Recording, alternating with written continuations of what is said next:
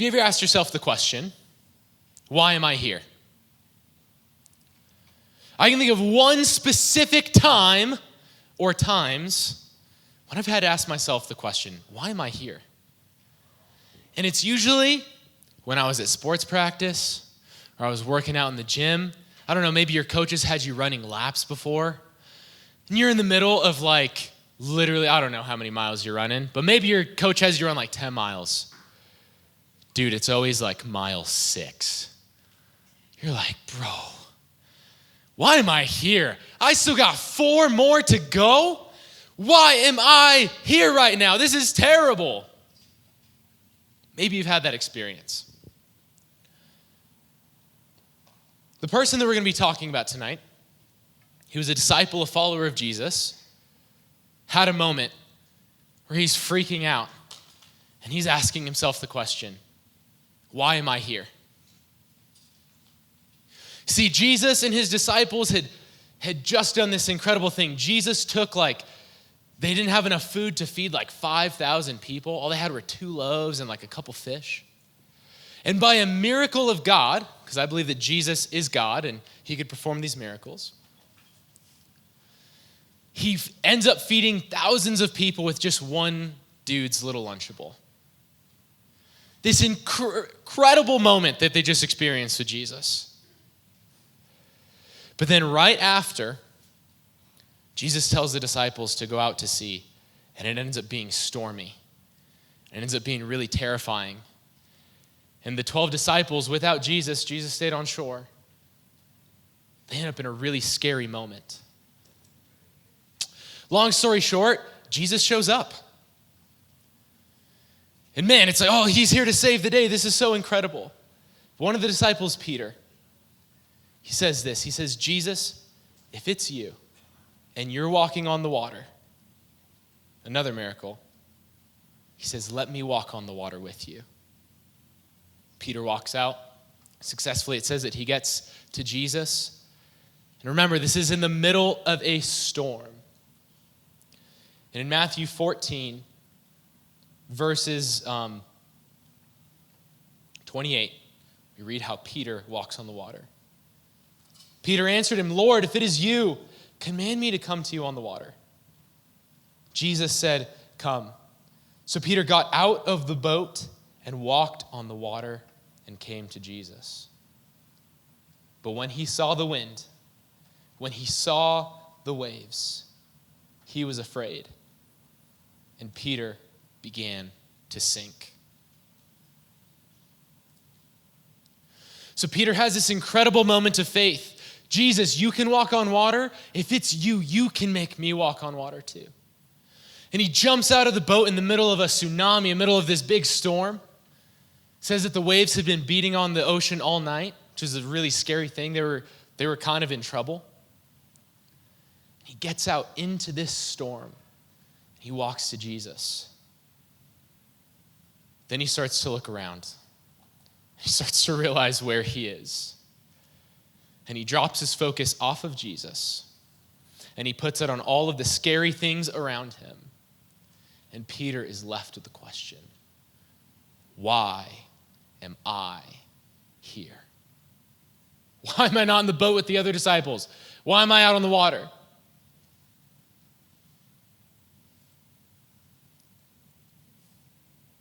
And I think we're going to learn something from him tonight. Because I think what we need to do in here is we need to ask ourselves the question, why am I here? Will did an incredible job as he led into worship. He asked you guys that same question. He brought up some things. Man, maybe I'm here because we're going to sing some songs and I'm going to dance. Maybe I'm here because I know my friend's going to be here and I'm going to get to talk to them. Maybe I just really like purple chairs. And I'm here because I know there's going to be a bunch of purple chairs. I don't know why you're here, but I think that you need to ask that question because why you're here is so important. And the reason that you choose to be here every week is so important. And we're going to learn 3 reasons why it's important through Peter's journey tonight. First reason why it's so important for you to know why you're here is because mountains turn into valleys. It's so funny how a good day can turn into a bad day. Have you guys ever realized that? Maybe you woke up, you're like, dude, we're going on a field trip for school today. This is going to be so incredible.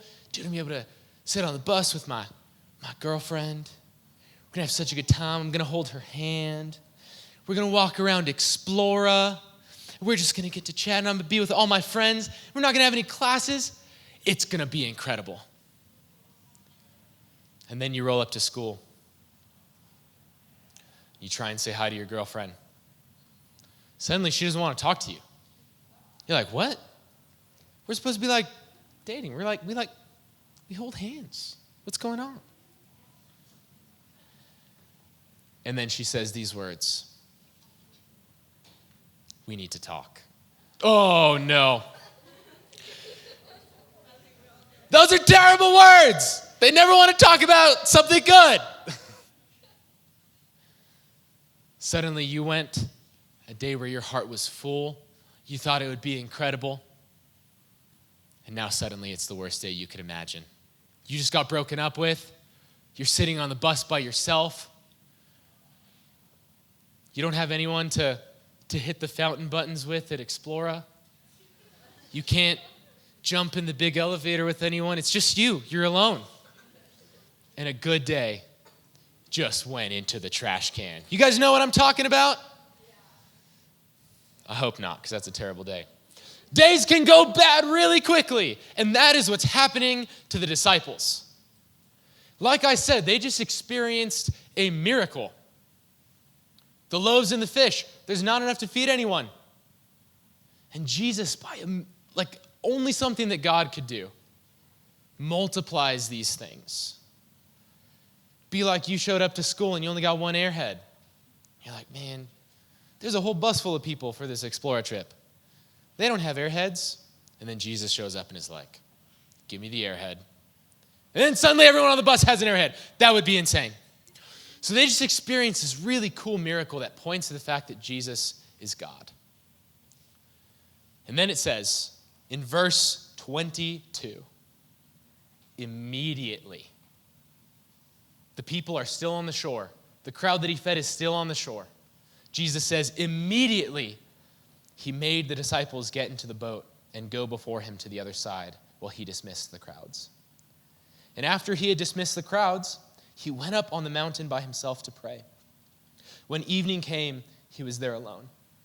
But the boat, which had all the disciples in it, by this time was a long way from land, beaten by the waves, for the wind was against them. That word beaten actually means like tortured. That's how it would be translated from the language that it was originally written in. So these are not just like, oh, little waves. This is torture to be out on sea. This is scary. Their really good day, where they were on this mountaintop experience, went into the valley really quickly. And they went from having the best day ever to entering a terrible storm. Like that. Everyone snap. Turn to your neighbor. Go. Like that. Quick.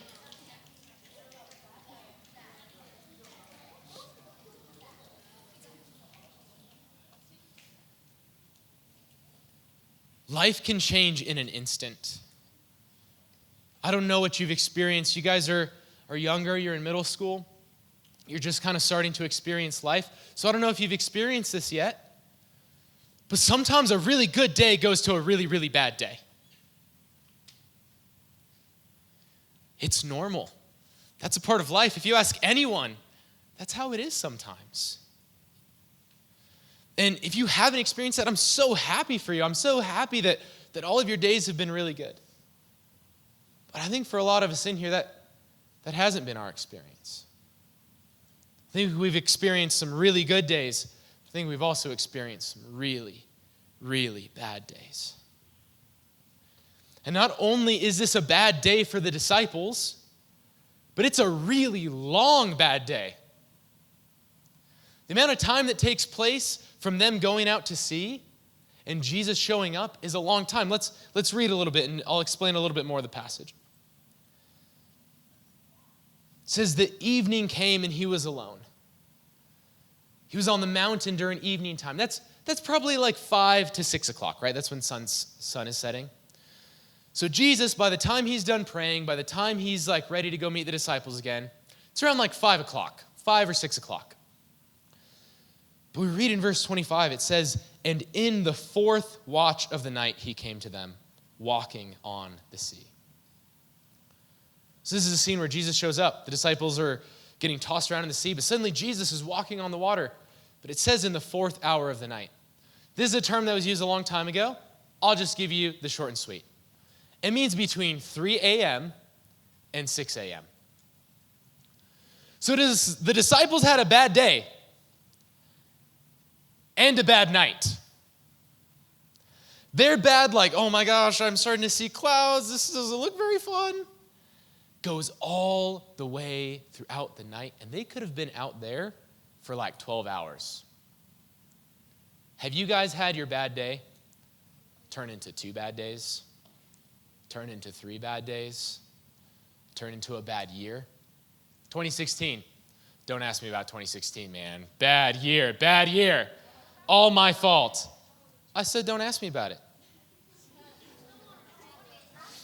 We can talk some other time if you'd like to know. It was also one of the best years of my life because it's the year that I gave my life to Jesus. So it wasn't just a bad day. It was a really, really long bad day. And the hard part about bad days when they last a really long time is you start to lose hope. Verse 26, Jesus has come on. He's walking in the water. But when the disciples saw him walking on the sea, you think they would be happy, right? It says this, they were terrified and said, it is a ghost. And they cried out in fear. This is the thing about really long, bad days.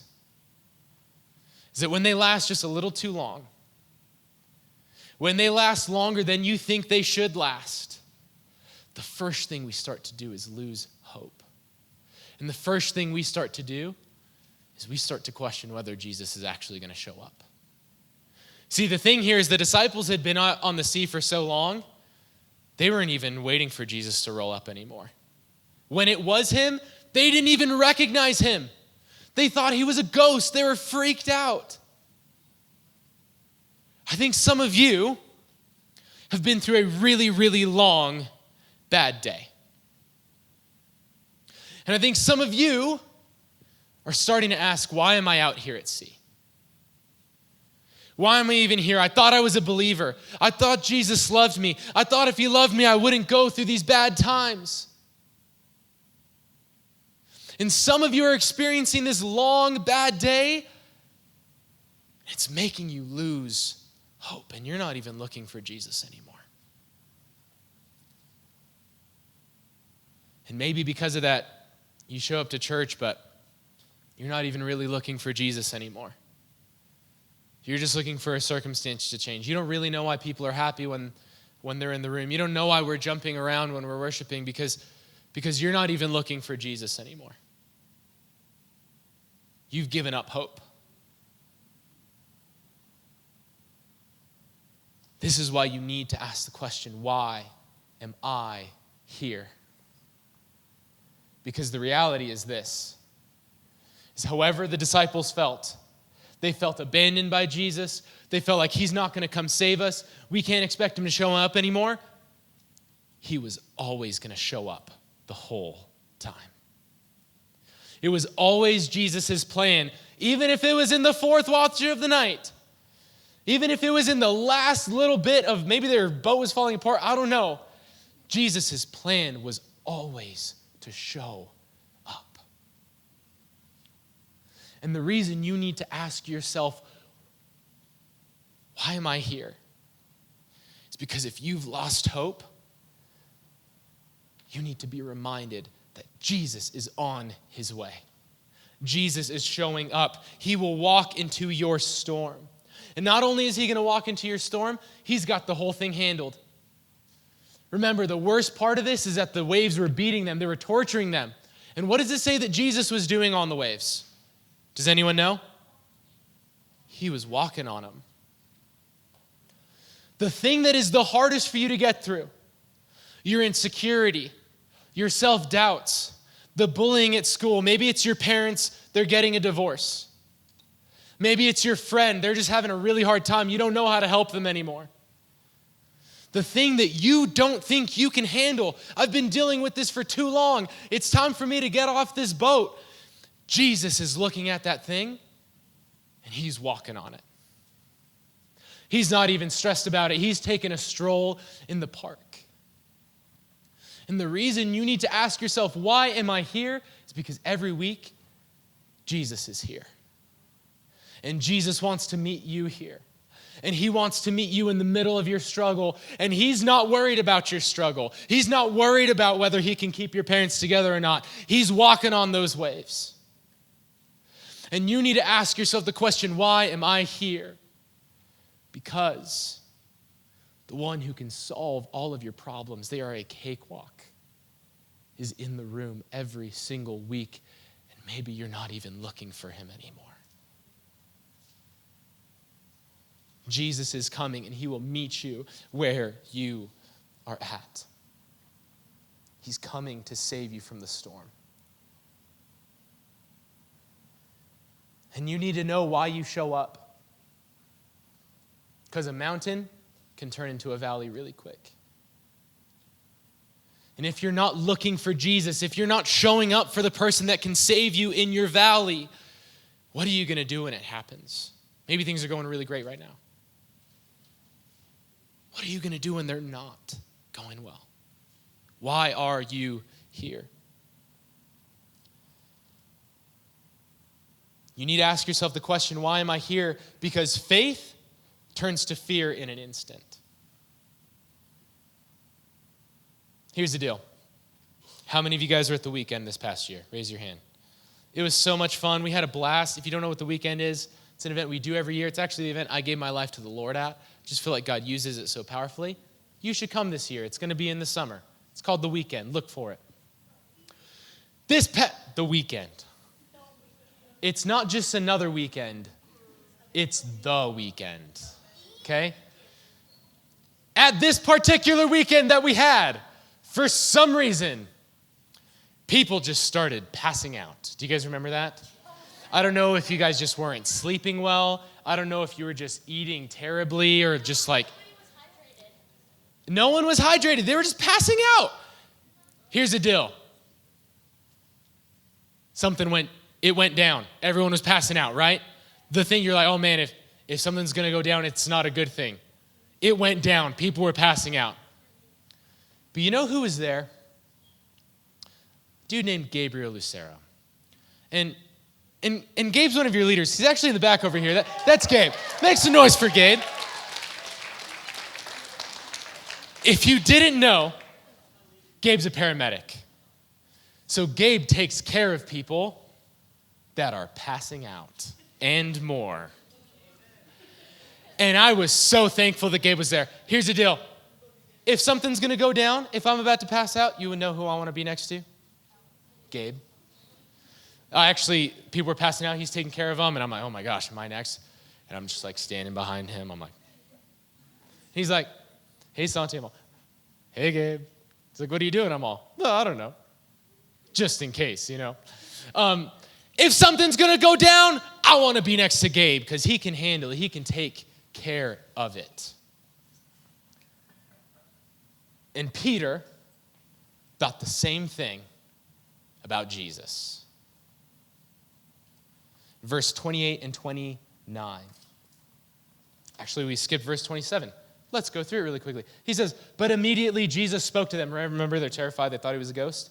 Immediately Jesus spoke to them saying, take heart. It is I. Do not be afraid. And Peter answered him, Lord, if it is you, command me to come to you on the water. Jesus said, come. So Peter got out of the boat and walked on the water and came to Jesus. Peter's got the right idea. In the middle of this storm, do you want to be in a rickety boat that's about to fall apart? Or do you want to be with the dude who's literally breakdancing on the water? Jesus is like doing like a, I don't know, pepper grinder or whatever. He's like dancing, right? I don't know if he was dancing, but cool to think about. I don't want to be in the rickety boat that's falling apart. I want to be with the dude who's walking on water because maybe if it goes down, he's going to hold me up. So Peter's got something called faith. Everyone say faith. He trusts Jesus. He just saw this dude do a miracle, and he's thinking, man, if he can feed a bunch of people, maybe he can save me, right? At this point, the disciples don't really know that he's God yet. They have an idea, but they haven't really seen a whole lot yet. So they're questioning, and Peter's like, well, this dude just did that miracle, so I'm going to go with him. Peter jumps out of the boat, and he has his eyes on Jesus, and he says, man, that dude can save me. And he walks towards him. He's got faith. I don't know what you're going through. I don't know what you're experiencing. You do. And you know who else knows? Jesus. Whatever you're going through, it could be small. Maybe you just need help with math. Maybe you just need help being a better friend. Or maybe you've got something really huge going on at school or in your life. Regardless of what you're going through, no matter how big or how small, the person you need to be next to is Jesus. Because he's the one walking on the waves. Peter's got the right idea. He's got faith. And you showed up tonight, maybe believing that Jesus could help you. You're in the right place. I'm so glad you're here.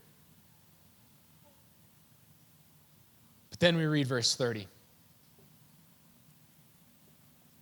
But when he saw the wind, he was afraid, and beginning to sink, he cried out, Lord, save me.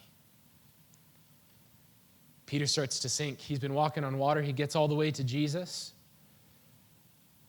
But then I'm imagining he's looking at Jesus walking towards him. And then all of a sudden he goes, and he turns to the side. And he starts looking at all the scary things around him. Peter was zoned. But then he lost his focus.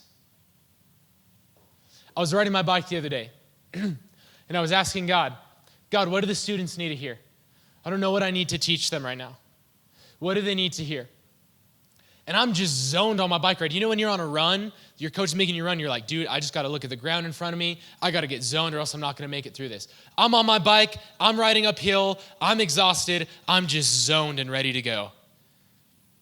But there's this yard that I pass by every single time I go back to my house. And there's these huge dogs. And I was so zoned that I forgot about the dogs. And they couldn't get to me. There's a brick wall. But they just started barking really, really loud as I'm like going up this hill.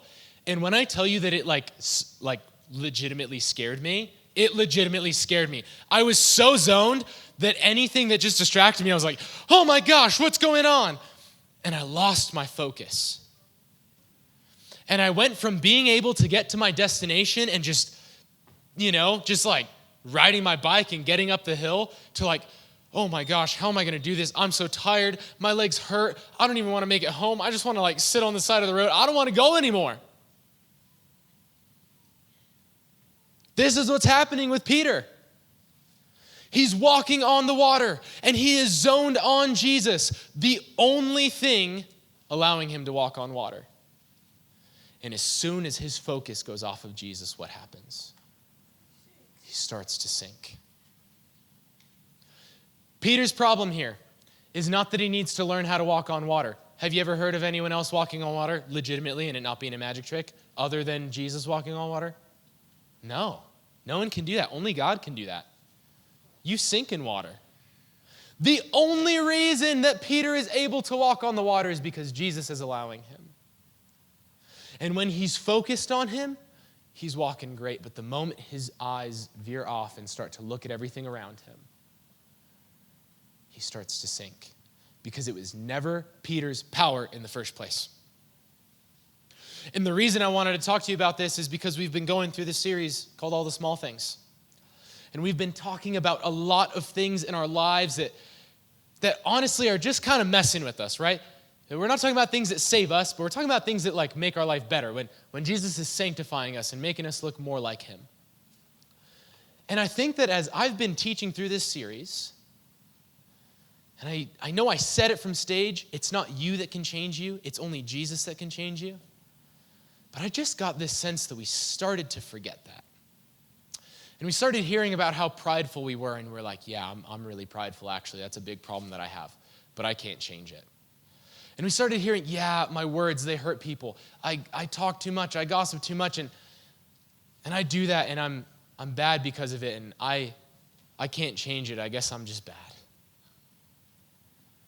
And we're trying to walk on the water. We're like, Jesus wants to change this in us. I'm willing to get out of the boat and see if he'll change my pride, see if he'll change my talking. But then we got out, and we tried it for a couple weeks. And we started looking at the waves, and we're like, I can't do this. No, I can't change me. I just say things, and I can't stop it. I can't be good enough to do this. And we stopped looking at Jesus, and we started looking at all the problems going on. And it started just getting us down. It started having us lose our hope. And it started making us think that we're just not good enough. Maybe I shouldn't come here anymore. Maybe I shouldn't do this Jesus thing anymore.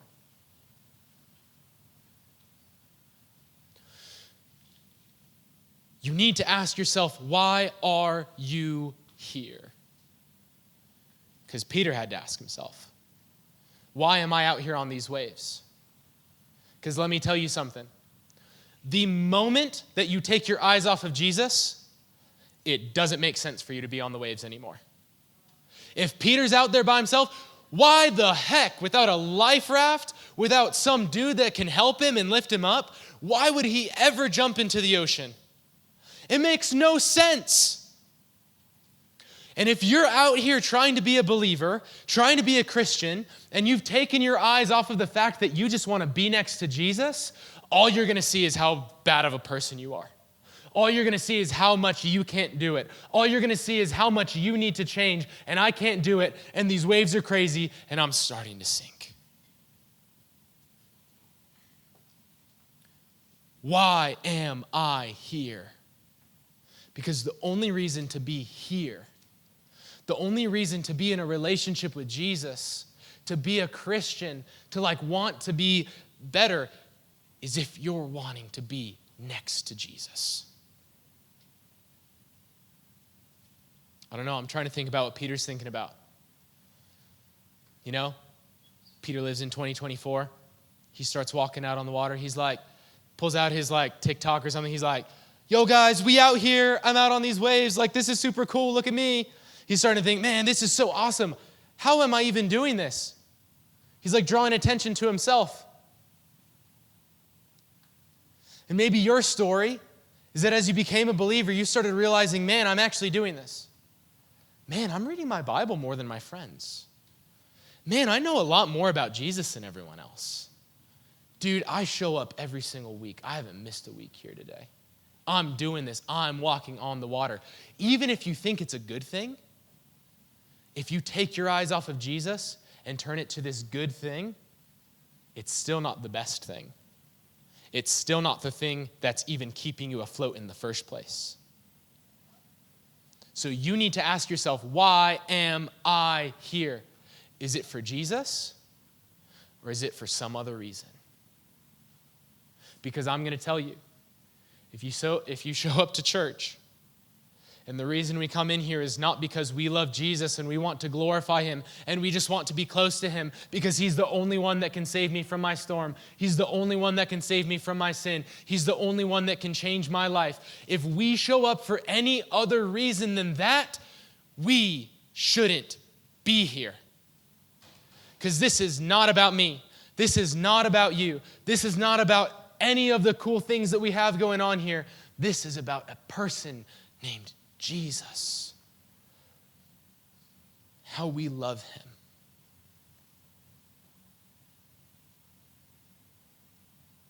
What is your focus on?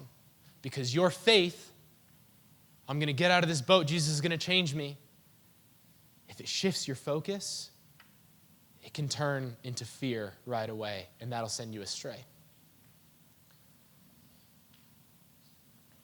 Wrapping up, maybe you feel like you lost your focus and you're failing. I've been sinning. I'm not coming to church for the right reasons. I'm not doing the whole thing properly. I want you to know is that your failure can turn to focus. Your failure can turn to focus. Verse 30 and 31. But when he saw the wind, he was afraid, and beginning to sink, Peter's failing, he cried out, Lord, save me. And what did Jesus do? Jesus immediately reached out his hand and took hold of him, saying to him, O you of little faith, why did you doubt?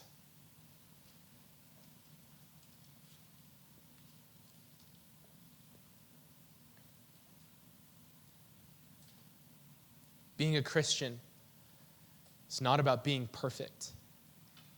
It's about focusing on Jesus. And then we're human, so we get distracted and we fail. And then we refocus on Jesus. Maybe you came in here tonight and you thought, man, I'm hearing this story about walking on water, and it sounds like Jesus is making fun of Peter. Why did he doubt? Oh, Peter, you couldn't walk on the water. Maybe you feel like Jesus is talking to you like this. Oh, you couldn't change that about yourself. Oh, you don't trust me. Oh, you couldn't do this. You couldn't keep your family together. Oh, you just didn't trust me. Jesus is not saying that Peter's failure is that he couldn't walk on the water himself. Jesus was never expecting him to walk on the water himself. Peter's failure was not that he couldn't do the thing. It's that he lost his focus.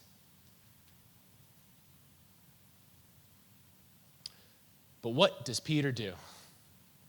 He refocuses himself. And it's the way that it's written here, it's like a gut reaction. You know when someone like jump scares you and you're all, ah, and you like cry out? Peter is falling. He's scared. And he goes, Jesus, save me. He turns back to the person that he knows was the only reason he was walking in the first place. When you're young, you feel like sin just has so much power over you. I can't stop doing this thing. I can't stop. I don't know. I'm not going to name your sin from stage. But you know what I'm talking about. The thing that you're just ashamed of. The thing that you keep falling back into. The thing that you struggle with. Why can't I stop? And why is that person who's been a believer longer, why aren't they doing that anymore? It's not because that person's better than you. It's not because that person learned how to walk on water. It's because that person has had more time to learn how to refocus on Jesus. When you fail, you are going to fail. I just want you to know that right now. Being a Christian is not about being perfect. You are going to mess up. You are going to fail. But let me ask you the question, how quickly do you look to your Savior again? How quickly do you say, Jesus, help me. I'm sinking. And if you're wanting to grow as a believer tonight, don't think I need to fail less. Think I need to fail well. When I fail, when I mess up, when I hurt somebody, when I do something I'm not supposed to, I stop immediately and I say, Jesus, I need you. I'm sinking. I need you to pick me up. And what does Jesus do? He doesn't say that he dilly-dallies.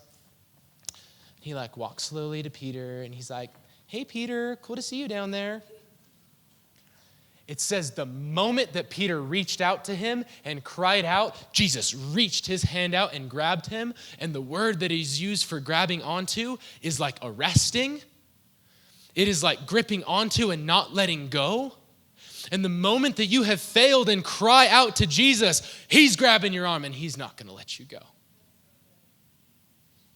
So have you failed in here? You're asking, why am I here? I'm a mess. I shouldn't be around all these people.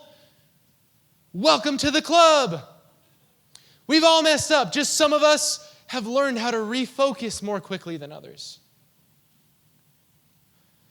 Your fight tonight is not to fight the waves. It's not to learn how to walk on water. It's to learn how to refocus back on Jesus. And the reason it's so important that you come to youth every week is not because you can only refocus on Jesus when you're here. You can cry out to Jesus anytime. You could cry out to Jesus in the middle of the night, by yourself, in your room, alone, and he will hear you and he will hold you. But can I tell you something? It is so helpful when there's other people going through the same things as you. It was so encouraging for me tonight to show up and hearing all of you guys sing. Can I be honest with you? I needed that.